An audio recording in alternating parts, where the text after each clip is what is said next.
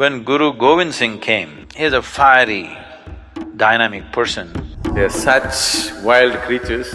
How Guru Gobind Singh created the army, they're still in the same mode, how they're in a time wrap, how they stayed back in the same thing. The Sikh community was born in a very certain type of historical situation.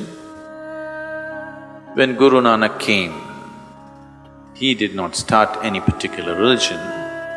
He was just a guru who gathered a large group of people around him. He did not ascribe to any particular religious tenet. He generally thought his teaching is universal. He initiated people into certain types of meditation and devotional practices. Then, after him, another 5 gurus came. The 6th one was compelled to make it into a more integrated group because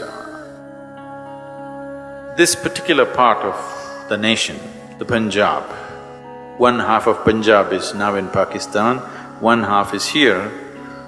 So Punjab is geographically positioned in such a place that every external invader who came into the subcontinent naturally first hit Punjab. So they forcefully tried to convert people there. And these people stood up and fought a little bit. The Khalsa was formed by Guru Gobind Singh. Guru Gobind Singh saw there is no other way, that leaving these people unorganized is not going to make things happen, so he established like a proper religion, simple principles by which they will live and fight. So this became mainly a militant group of people who will resist anything that threatens their existence.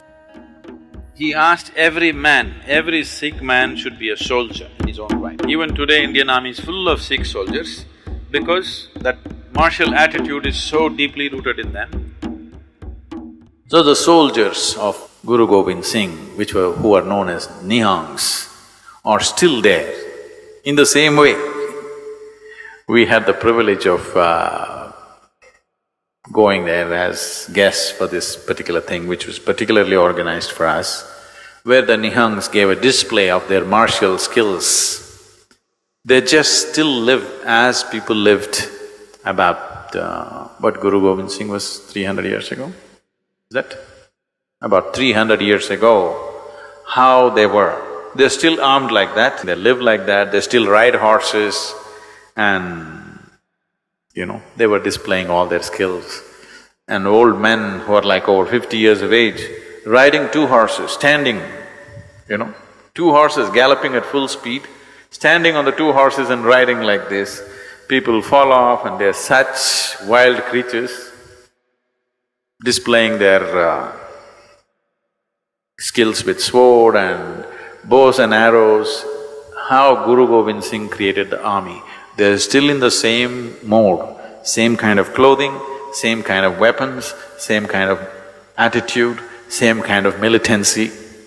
A certain segment of them, I don't know what is their population, but they get initiated into this thing at a very young age and their whole life is martial.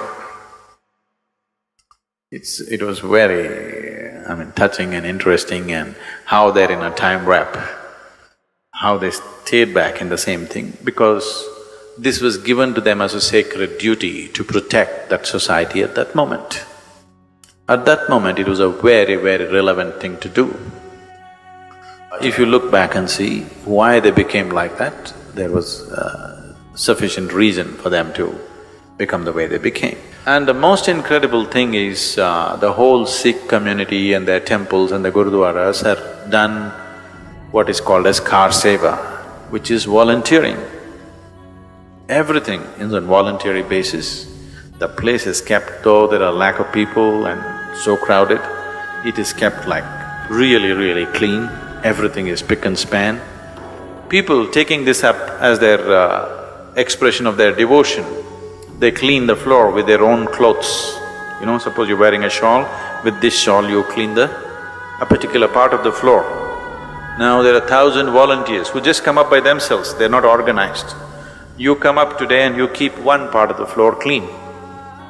That is your sadhana for the day. So because of this, the temple is extremely clean and people are cleaning it with their own clothes, what they're wearing. Extreme sense of devotion and dedication, which is really touching, extremely, so touching and beautiful to see so many people in that level of devotion and dedication, which is really beautiful.